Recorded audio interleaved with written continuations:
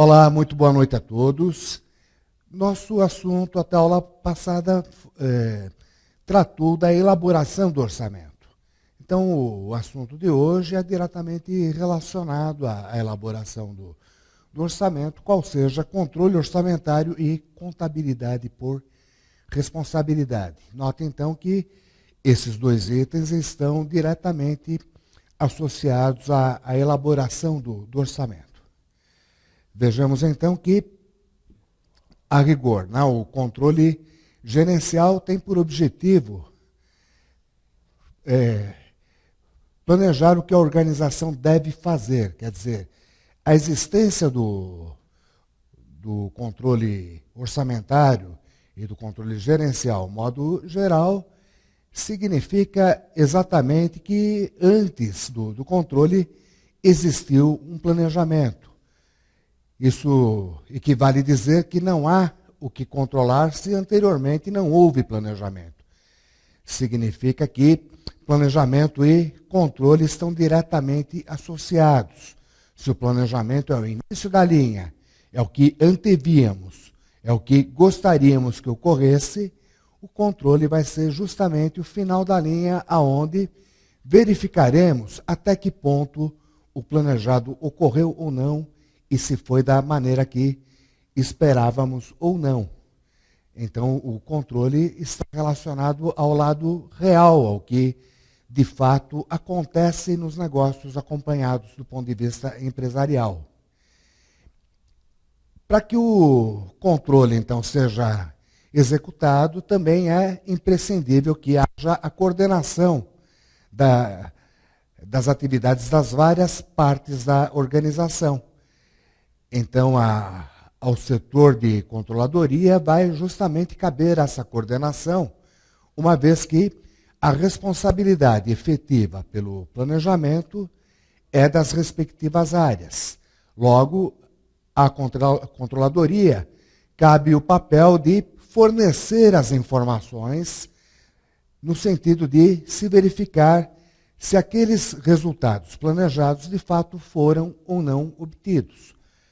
Então, o papel da controladoria também vai no ponto que se refere à comunicação da informação. Se não houver quem comunique aos setores responsáveis, tanto o que foi planejado de maneira formal, quer dizer, sem que haja a formalização do planejamento, não há como fazer com que essa informação chegue do modo correto aos executores.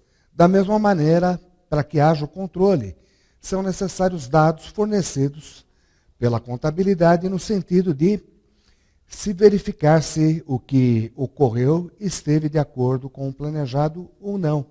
Logo, o papel da comunicação dentro da controladoria é de importância vital para que as coisas ocorram da maneira como precisam de fato acontecer.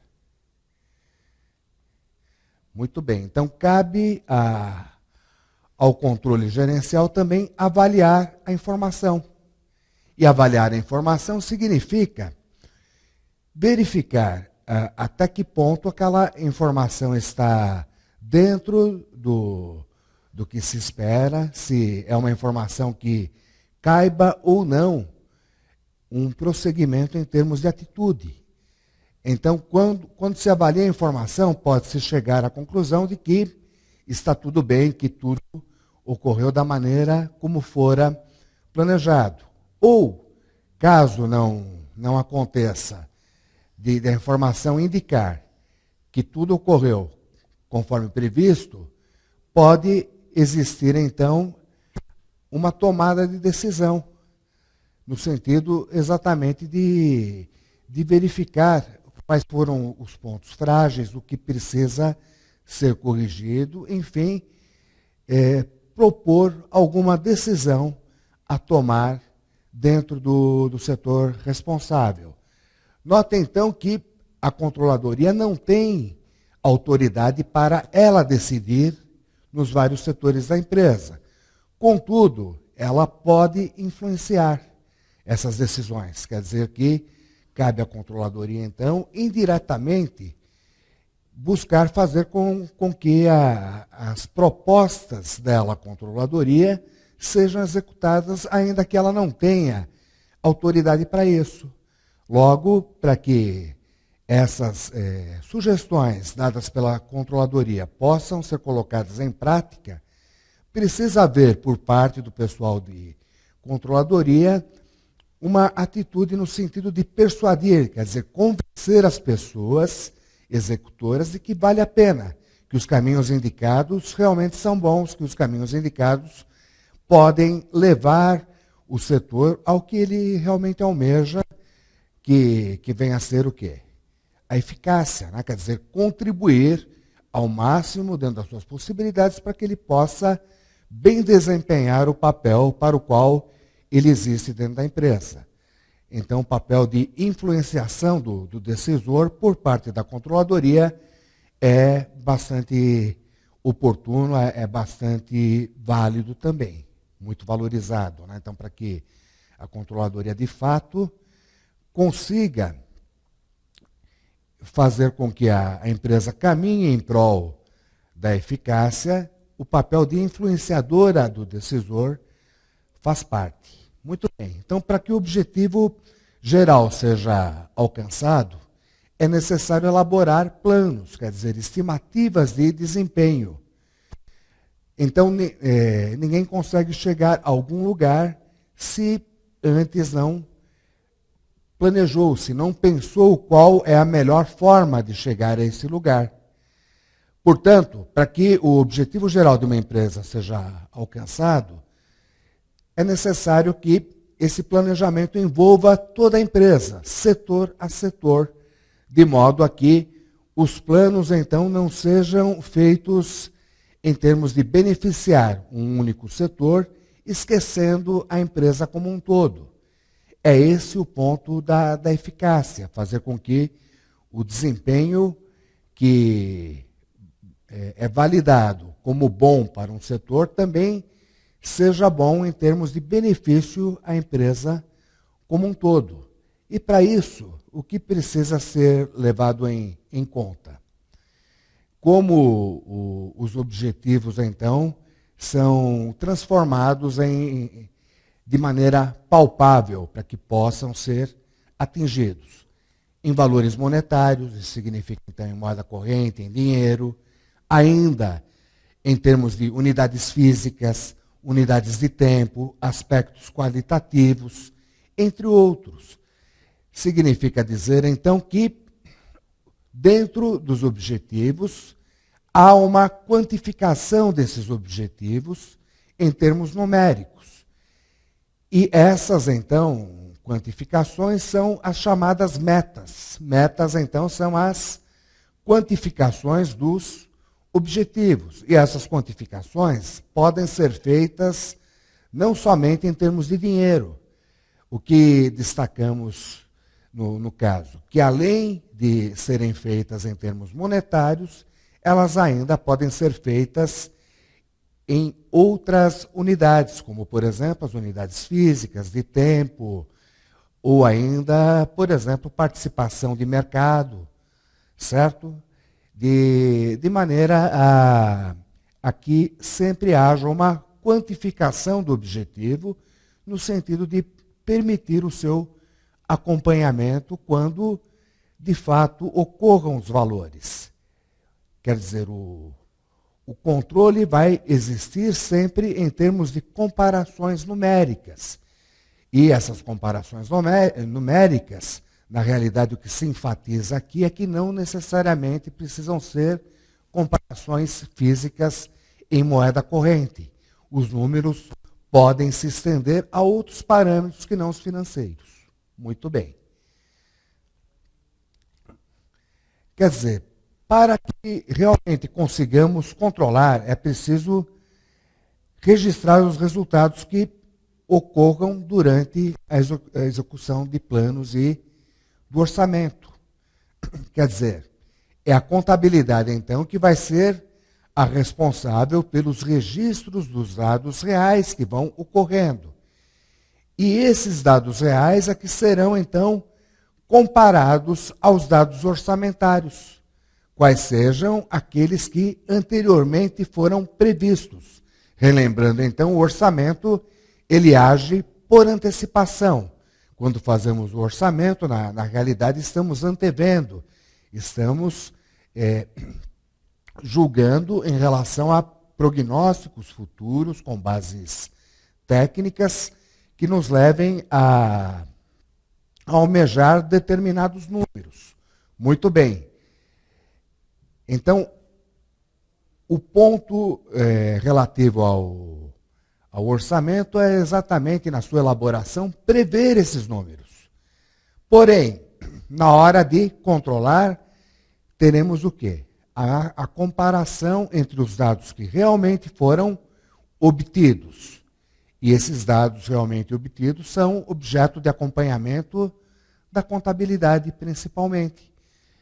Sempre, então, que se refiram a dados financeiros. Dados monetários, então, são acompanhados pela contabilidade. Ou seja, o ato de controlar significa, ao início, a comparação entre o número projetado e o número real. Portanto, se, por exemplo, existia uma previsão de vendas de 100 milhões de reais para determinado ano, e essa projeção, naturalmente, foi feita antes. Quando chega esse determinado ano, temos, então, a condição de perceber se o nível de vendas, se, por exemplo, 100 milhões que orçávamos anteriormente, foram ou não atingidos em níveis de valores de vendas reais. Quer dizer, teremos, então, como comparar os dados previstos, ou seja, os orçados, em relação aos dados reais, no sentido de verificarmos as eventuais variações. Quer dizer, se eu tenho um nível de previsão de vendas da ordem de 100 milhões, qualquer número para cima ou para baixo de 100 milhões, em termos reais e realmente atingido, vai fazer com que fique apontada uma variação positiva, caso as vendas reais excedam o nível de 100 milhões de reais, ou ainda uma variação negativa se as vendas ficarem abaixo dos 100 milhões de reais que se projetara anteriormente. Portanto, controlar significa, então, que tudo começa por uma comparação entre o que se pretendia, ou seja, o orçado, contra o real, que é o que, na verdade, se conseguiu. Logo, podemos concluir que não existe atividade de controle sem que antes tenha ocorrido um planejamento. Não é possível controlar o que antes não fora planejado, o que não existia qualquer meta em termos de ser obtido. Portanto, o controle, na verdade, vai ser feito em cima de algo que antes havia sido planejado. E o objeto, então, de acompanhamento pode ser valor financeiro ou ainda pode também ser, por exemplo, uma quantidade física de material utilizado, um tempo de mão de obra. Significa dizer, então, que o controle orçamentário é bem mais envolvente do que meramente se restringir às comparações a valores financeiros.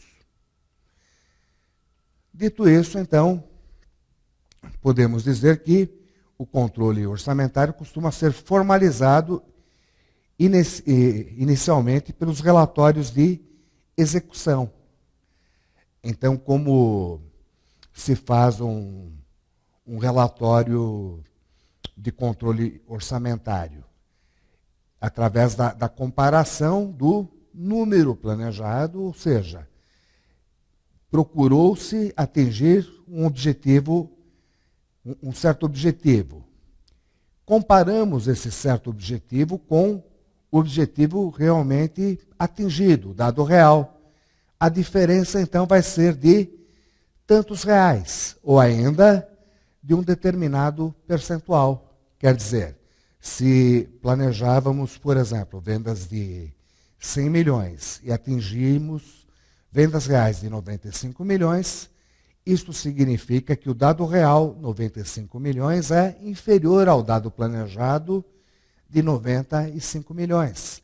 Significa, então, uma diferença negativa de 5 milhões, que transformada em percentual significa 5% abaixo do objetivo que fora pretendido, qual seja vender 100 milhões. Quer dizer, tivemos um desvio de 5% negativo, ou ainda podemos dizer que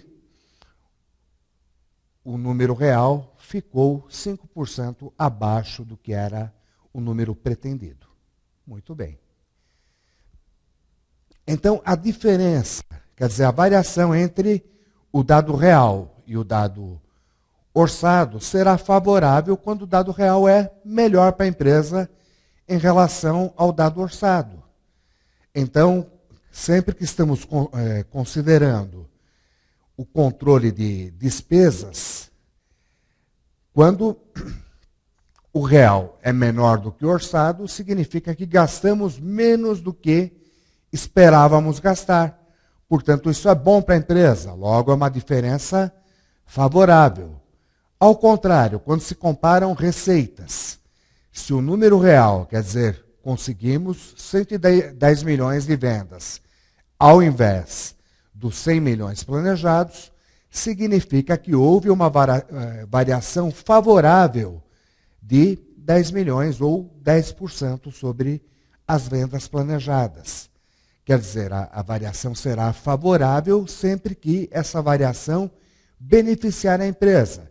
E beneficiar a empresa pode significar ou um volume de despesas, de custos, menor do que o que se pretendia, ou, ao contrário, um volume de receitas maior do que aquele que fora objetivado dentro do nosso plano, quer dizer, da elaboração do orçamento. Ao contrário, a diferença será caracterizada como desfavorável quando essa diferença, na realidade, prejudicar a empresa, quando for pior para a empresa o dado real comparativamente ao dado orçado. Logo, quando temos despesas reais maiores do que as despesas orçadas, do que as despesas planejadas, significa que houve uma variação desfavorável. Gastamos mais do que pretendíamos. Quando se trata de comparar receitas, o que ocorre? Se as receitas reais foram menores do que as receitas projetadas, isso significa que houve, por parte da empresa, um ganho em termos de esforço, um ganho de vendas executadas, menor do que aquele que se almejava. Quer dizer, a empresa que projetou um nível de vendas de 100 milhões de reais, se o dado real, as vendas reais, foram apenas de 98 milhões, significa dizer que houve um desvio, uma diferença de 2 milhões abaixo do que se pretendia. Significa, então, que isso é bom ou ruim para a empresa? Naturalmente que é ruim em termos de ter frustrado o objetivo. O objetivo era se chegar a 100 milhões, quando na realidade chegamos a apenas 98, existindo, portanto, uma variação, um desvio de 2 milhões de reais, ou 2% da receita de 100 milhões que havia sido orçada, a menos do que se pretendeu, quando tivemos a constatação de que o nível de vendas ficou apenas nos 98 milhões. Significa dizer, então, que essa diferença é considerada desfavorável, a variação será, então, dita desfavorável, sempre que, no caso de receitas, tenhamos receitas reais menores do que as receitas orçadas. Ao contrário, no caso das despesas, quando as despesas reais estiverem acima do que se pretendia gastar, também é o caso de variação desfavorável. Ok? Muito bem, então, em cima desses conceitos, trabalharemos sempre em termos de controles orçamentários. Esse é o linguajar inicial que é normalmente utilizado nas empresas em termos de se executar o controle orçamentário. Logo, o passo inicial, mas não o único, é de se verificar se a variação é favorável ou desfavorável. Entretanto, não se trata apenas e tão somente de se fazer essa verificação. Nós temos que ir além disso. Quer dizer, é fundamental para controle e avaliação do desempenho, não apenas entendermos que houve uma variação dita favorável ou desfavorável, mas principalmente entender as razões que levaram a essas variações. É importante levantarmos, então, as causas dessas variações, principalmente quando se tratar de variações desfavoráveis. Então, para que o orçamento reflita a estratégia da entidade, é necessário que essa estratégia esteja clara para todos dentro da organização, ou pelo menos para aqueles responsáveis pela elaboração e pela avaliação do orçamento. Então, o que é importante dizer complementarmente ao que está aqui projetado. Aqui, na verdade, se o orçamento é participativo, se ele envolve a todos dentro da organização, é muito importante que cada setor, cada pessoa que participe do orçamento, entenda a estratégia da empresa como um todo e trabalhe no mesmo sentido, na mesma direção dessa estratégia, entendendo adequadamente qual é o seu papel, qual é a sua função dentro dessa estratégia.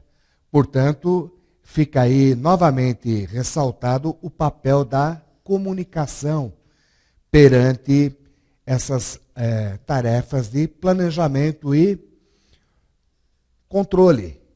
Se não existir uma adequada comunicação, se cada um dos responsáveis, tanto pela elaboração quanto pela avaliação do orçamento, não entenderem exatamente qual a estratégia da empresa e qual é a sua efetiva contribuição em termos de promover essa estratégia, de nada vai valer todo o esforço resultante do orçamento. Portanto, é imprescindível que a estratégia esteja clara para todos os responsáveis dentro da organização.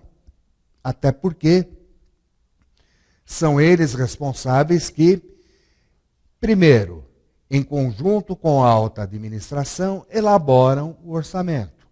E ao final da linha, por ocasião do controle, são eles que respondem pelas eventuais falhas. São eles também aqueles que vão buscar melhorias sempre que existirem aspectos a serem corrigidos. Portanto, todos os responsáveis precisam estar devidamente envolvidos, precisam estar devidamente comunicados. Daí a importância de a informação sempre chegar de forma clara, nítida, cristalina e oportunamente, quer dizer, em tempo adequado, em tempo apto para que possam ser tomadas medidas corretivas. Muito bem.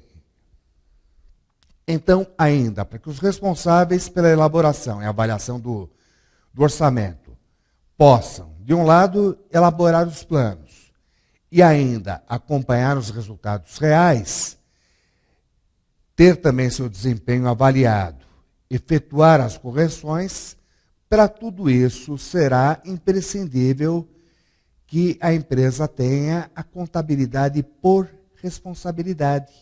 E esse é o ponto vital, esse é o ponto essencial, inclusive que já havíamos apontado em aulas anteriores da sua importância, até mesmo no sentido de ela estar entre as principais causas do insucesso da implantação de orçamentos em tantas empresas. Significa dizer que a contabilidade por responsabilidade, cujo conceito nós vamos entender mais adequadamente doravante, esse conceito é fundamental, é requisito indispensável para que tenhamos tanto a elaboração do orçamento quanto o controle orçamentário.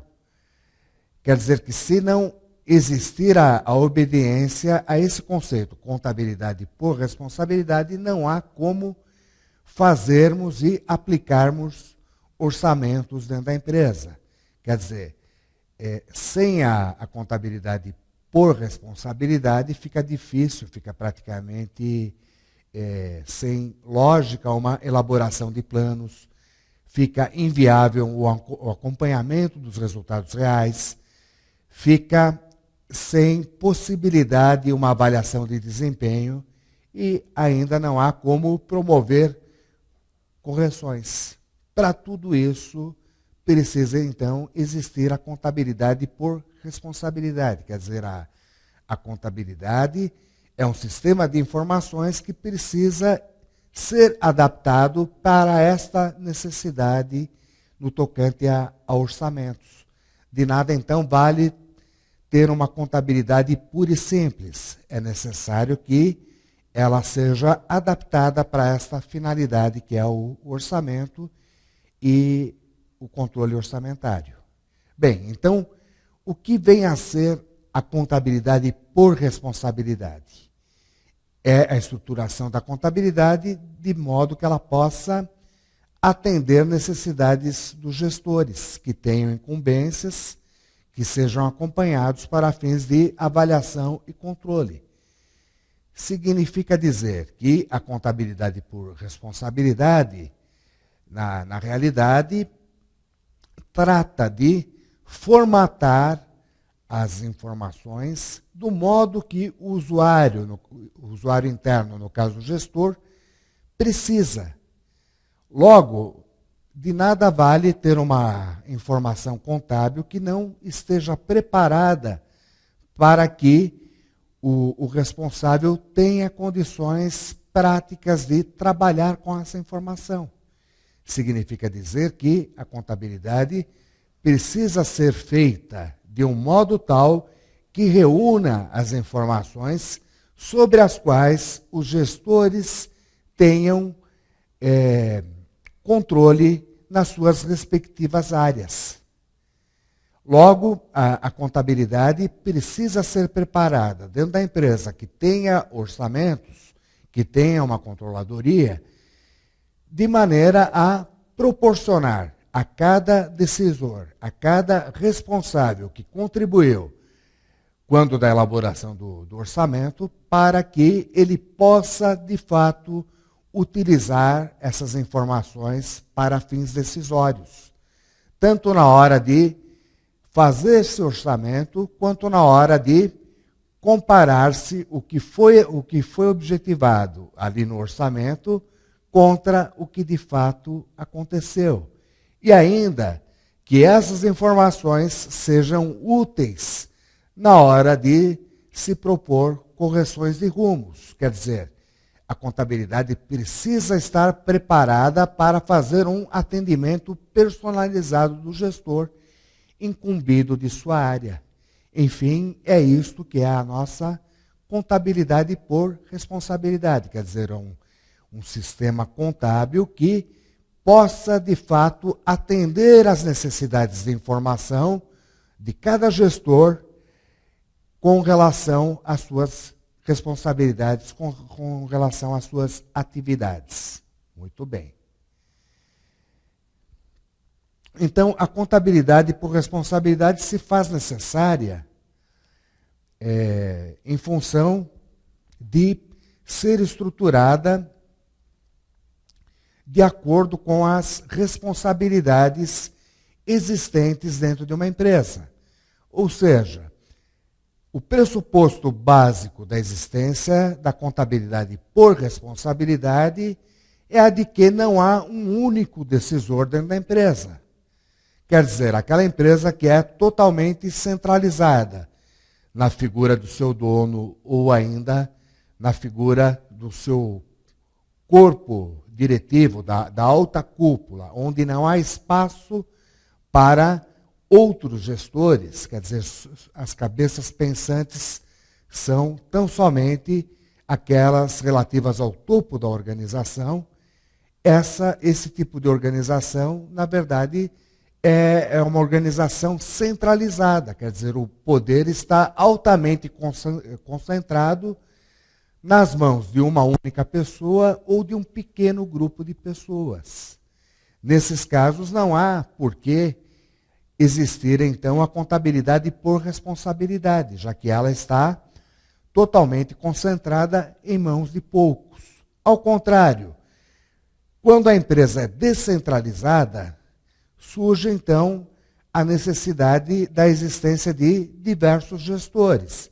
E essa necessidade de ter-se diversos gestores, ela é decorrente exatamente do quê? Do porte das organizações, de sua complexidade, dos vários mercados em que ela atua. Enfim, cada vez mais, com a complexidade das organizações, com suas atuações em diversos mercados, em vários pontos, tantas vezes em muitos países do mundo, o que acaba por ocorrer?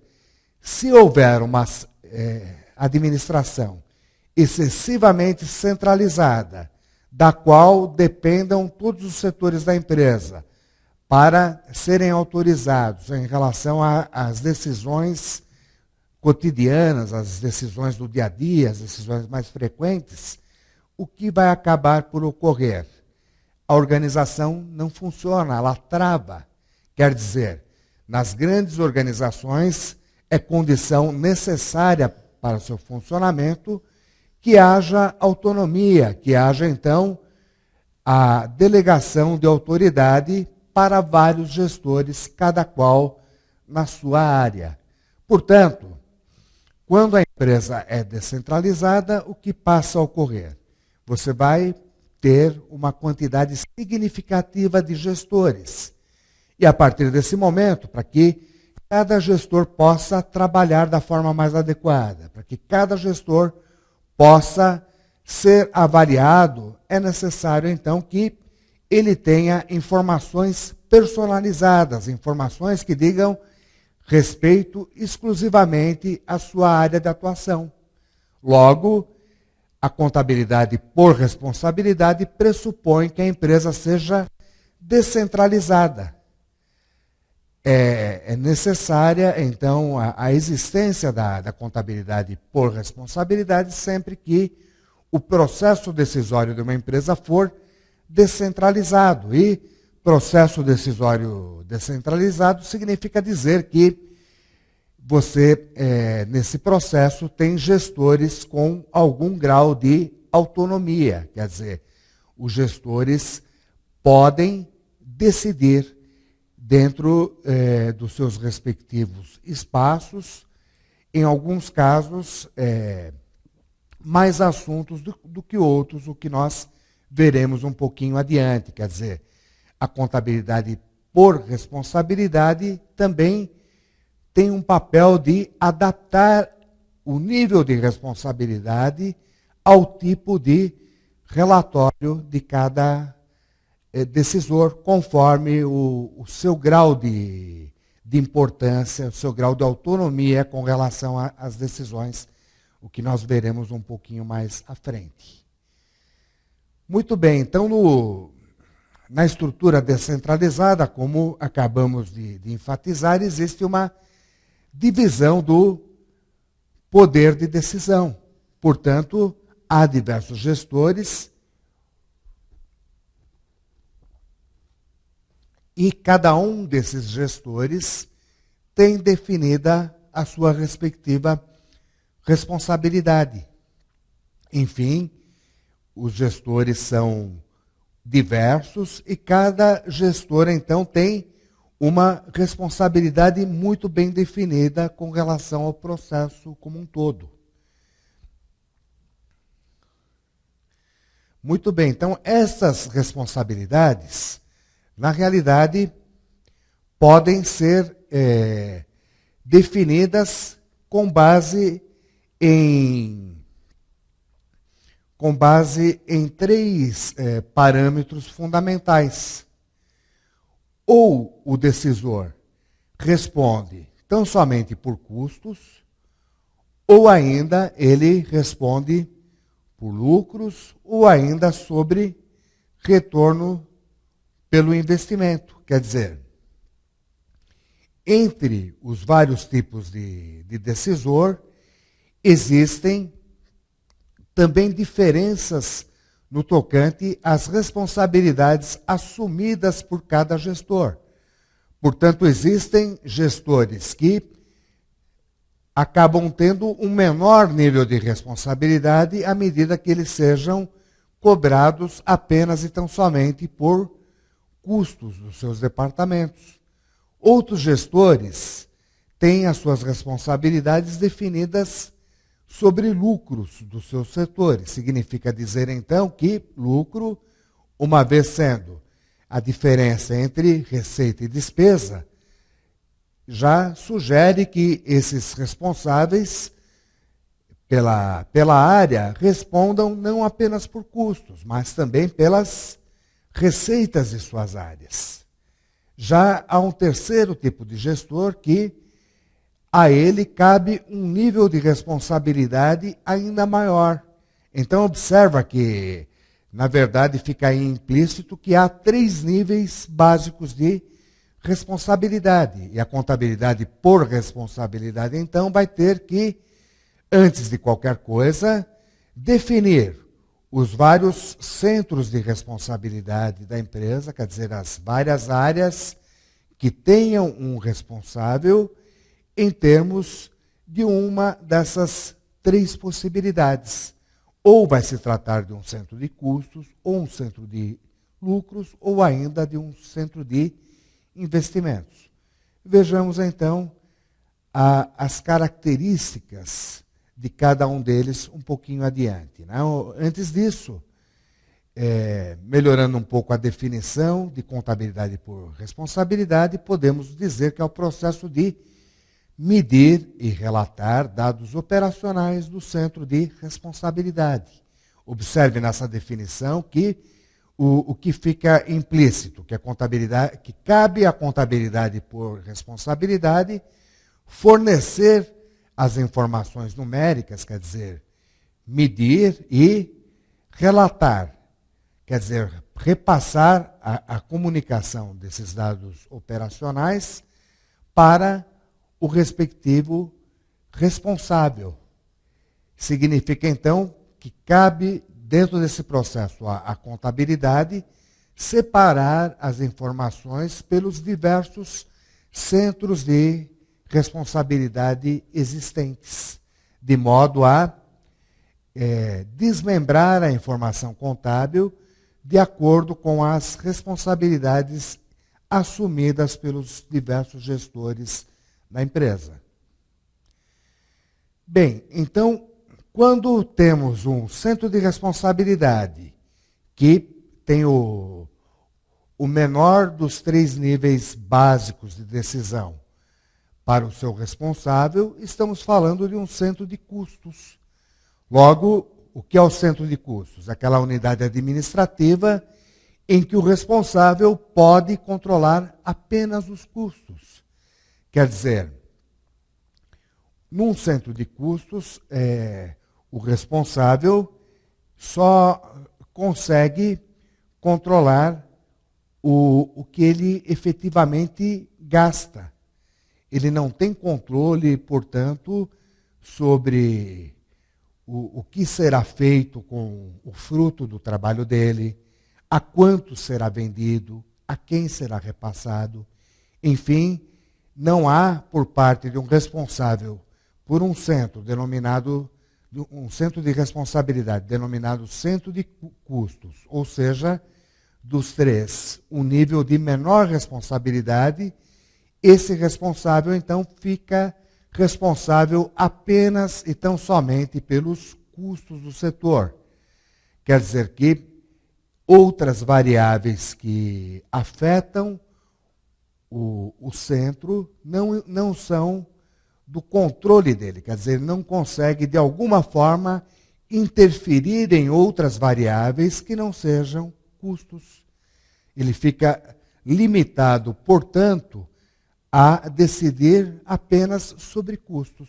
Quando, então, um determinado gestor tem apenas e tão somente responsabilidades pelos custos de um setor, está se dizendo que ele é responsável por um centro de custos. Então, como já enfatizamos, o responsável pelo centro de custos não decide nem em relação a receitas e nem em relação aos investimentos de sua própria área. Isso significa dizer, então, que, por exemplo, dentro de um setor de produção, onde sejam elaboradas algumas peças quaisquer. O responsável por esse centro de custos poderá apenas e tão somente decidir com relação aos materiais utilizados, a quanto vão custar esses materiais, a qualidade desses materiais. Quer dizer, ele tem autonomia para decidir como fazer essas peças e a que custo. Quer dizer, ele será cobrado, então, apenas em cima do que ele tem autoridade para decidir. No entanto, não cabe a ele decidir, eventualmente, por quanto vai ser vendida essa peça, ou mesmo o que vai ser feito dessa peça. Ela já será vendida ao mercado ou será apenas um componente dentro de um produto dentro dessa mesma empresa? Não cabe a ele essa decisão. Assim como não cabe a esse gestor do centro de custos decidir se aquela peça deva ser feita com a máquina atualmente em funcionamento ou ainda se ele pode substituir essa máquina por uma mais moderna que melhore a qualidade das peças, possibilite um melhor nível de produtividade. Quer dizer, a decisão de investimentos dentro da área dele, dentro do setor dele, não é dele, e sim de alguém hierarquicamente mais poderoso dentro dessa estrutura. Logo, o responsável pelo centro de custos vai única e exclusivamente cuidar de minimizar os custos dentro da sua área, eventualmente dentro das condições de qualidade requeridas dentro da empresa. Mas não decidirá nem quanto ao destino dos seus produtos, tampouco quanto o valor a ser cobrado em relação a esses produtos, caso já seja um produto final, assim como não tem autoridade para decidir com relação ao tipo de equipamento, às instalações, ao tipo de know-how que será utilizado para elaborar aquelas peças em questão.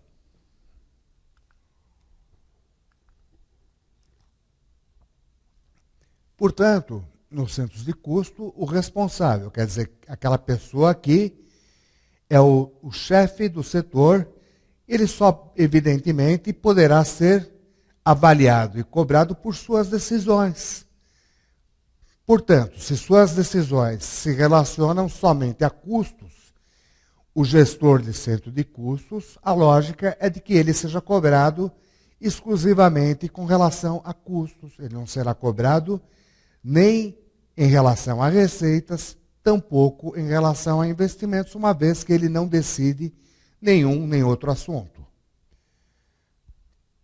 Muito bem, então, dentro da estruturação por centro de custos, cada gerente tem sua responsabilidade e a autoridade determinada sobre custos.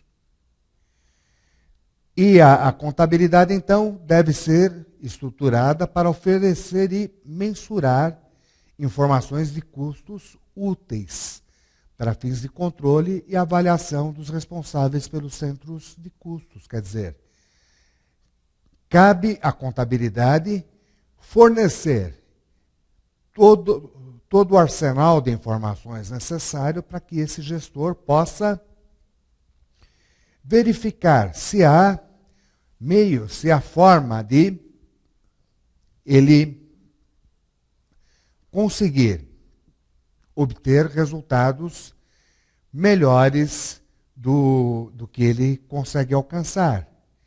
Quer dizer, cabe à contabilidade também fornecer informações que permitam a esse gestor verificar se o desempenho dele está indo na mesma direção e com o mesmo nível de eficácia desejado pela empresa como um todo.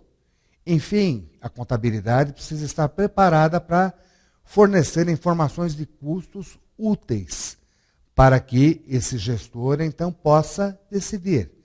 E nota que informações úteis no tocante a custos não vão ficar exclusivamente circunscritas a valores financeiros.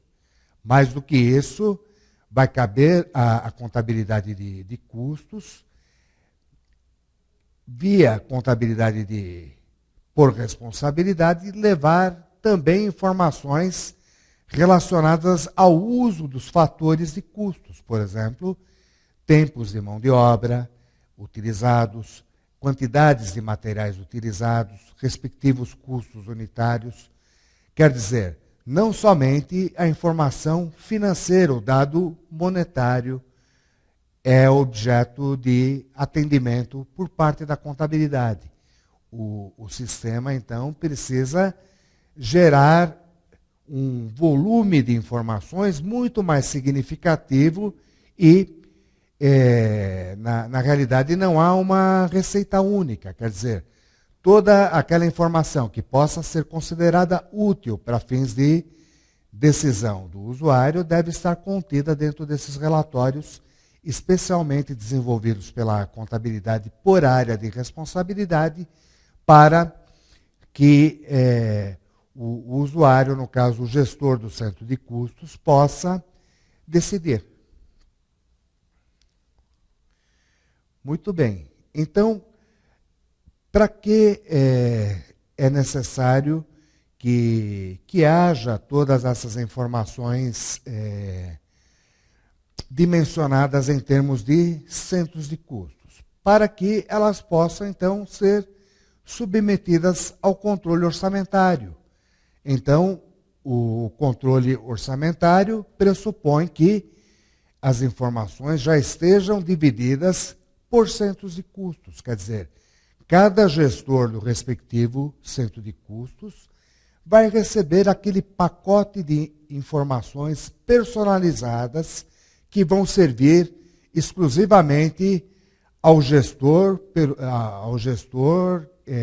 da área que é o responsável, sem confundir-se com outras áreas, e vai, na realidade, ter um volume de informações que permitam a esse gestor traçar planos, tomar providências, medidas corretivas e ainda poder ser avaliado através desses vários números desenvolvidos pela contabilidade no esquema de centro de custos, contabilidade por centro de custos. Muito bem. Então, as variações nessa linha de raciocínio poderão ser calculadas especificamente dentro de cada centro de custos, de maneira a que possamos avaliar em separado os diversos gestores responsáveis por cada um dos centros de custo. Então, essa base de avaliação ela pode ser flexível, quer dizer, pode-se partir de um custo padrão. Que significa, então, um custo padrão?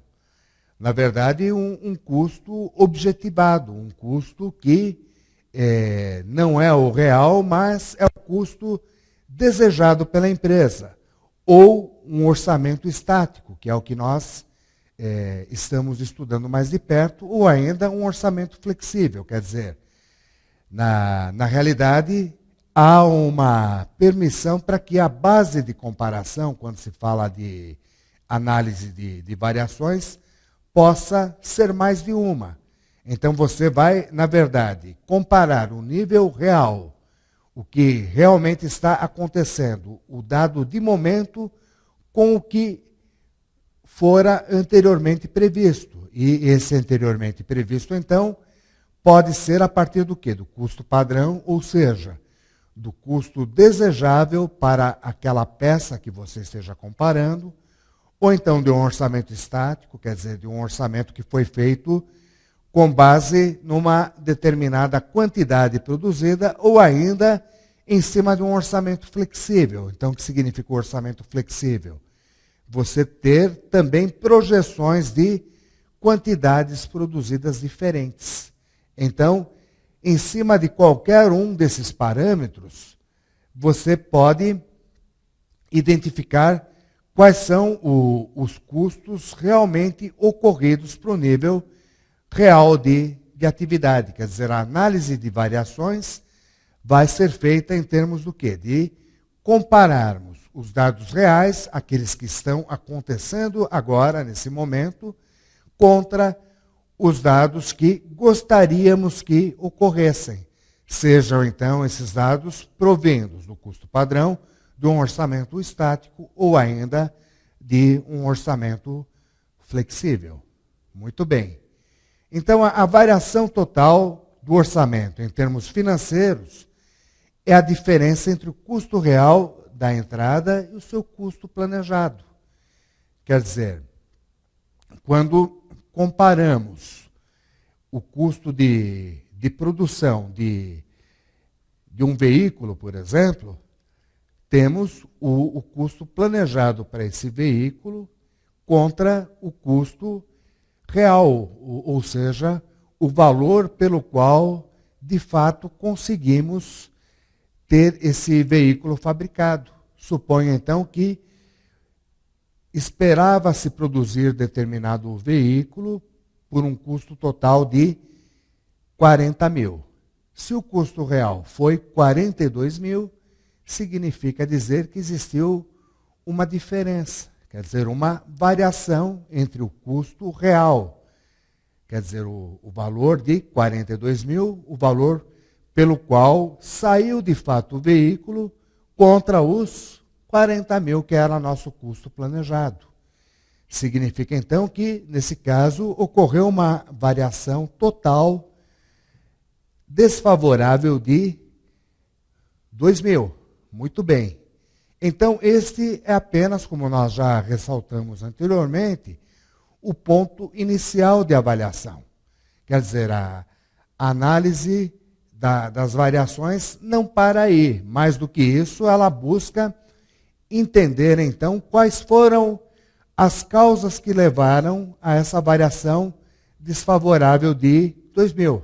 Então, dentre as avaliações a serem realizadas, podem ser verificadas as variações de preço e de eficiência. Quer dizer, esse nosso veículo, cujo valor acabou saindo por um custo 2 mil reais, maior do que os 40 mil que objetivávamos. Quer dizer, ele saiu, na realidade, 5% mais caro do que pretendíamos.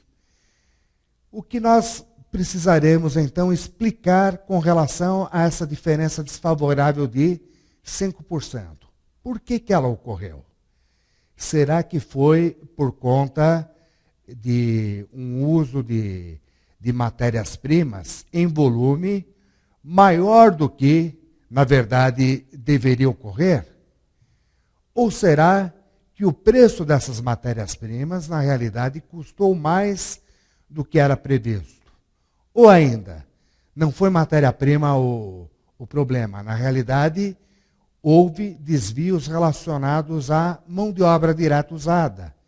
Quer dizer, usamos um número de horas de trabalho da nossa mão de obra direta muito maior do que o previsto para a fabricação desse veículo. Portanto, essa foi a causa da variação. Ou poderia ter sido o quê?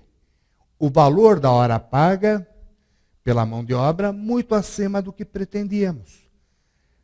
Ou ainda, pode ser o conjunto dessas explicações todas. Quer dizer, aqueles R$ 2.000 de variação desfavorável, na verdade, poderiam estar ocorrendo em função de uma série de motivos, alguns mais preocupantes que outros. Enfim, precisamos, na realidade, investigar em profundidade quais são as causas que levam a essa variação e não ficarmos satisfeitos tão somente com o número em si. Muito bem, então as variações poderão apresentar-se em termos de serem desfavoráveis, ou seja, os preços reais, o consumo das entradas que os apresentados são maiores que os apresentados do orçamento, como também poderão ser favoráveis, que é exatamente o oposto. Então, isto vale exatamente para o caso de custos, né? Quando você paga pelo seu insumo mais do que pretendia, você terá uma variação desfavorável em relação a esse valor pago a maior comparativamente ao valor que você pretendia pagar por unidade. Quer dizer, em termos de preço unitário, você está, na verdade, fazendo um sacrifício além do que havia planejado. E isso gera, então, uma variação desfavorável. Ao contrário, quando você obtém custos de aquisição menores do que objetivava, quer dizer, a situação invertida, nesse caso a variação será favorável. Muito bem. Então, resumindo, quando fazemos análise da variação nas despesas, fazemos o quê? O comparativo do real menos o padrão. Se o resultado dessa comparação, real menos padrão, for positivo, indica o quê? Uma variação desfavorável em função de estarmos gastando mais do que pretendíamos, quer dizer, o custo real maior que o custo orçado. Ou ainda, o que pode essa diferença indicar? Que o consumo real das matérias-primas, da mão de obra, enfim, de tudo o que era necessário para que aquele bem fosse produzido, foi maior do que o orçado. Quer dizer, isso vale tanto para custos quanto para despesas. Quer dizer, a regra é comparar-se o real, que significa o quê? O valor efetivamente ocorrido contra o padrão. O que é o padrão? O valor desejado, o valor planejado ou ainda pretendido para que ocorresse. Quer dizer, quando o real é diferente do padrão, existe então uma variação. Se essa variação ela é positiva, no caso de despesas ou de custos, isso indica o quê? Que se gastou mais do que se pretendia e que, portanto, essa variação é desfavorável para a empresa. Ok? Já ao contrário, essa variação será favorável quando o valor for negativo, quer dizer, quando você tiver um valor real, quer dizer, o valor efetivamente utilizado menor do que você desejava, isso indicará uma variação favorável em função do quê? De indicar um preço menor daquele pretendido, ou ainda um consumo em termos físicos menor do que aquele orçado. ou ainda uma junção desses dois fatores. Enfim, comparar variações em termos de despesas significa, então, sempre ter-se o número real, o efetivamente ocorrido, deduzido do padrão. Quando esse resultado for positivo, significa o quê? Que está se gastando mais do que se queria e que, portanto, essa variação é desfavorável. Ao contrário, quando o número é negativo, significa que gastou-se menos do que se pretendia, portanto, a variação é favorável. E a esse ponto já ficamos num bom tamanho para um intervalinho e voltarmos com o complemento em seguida. Muito obrigado por hora.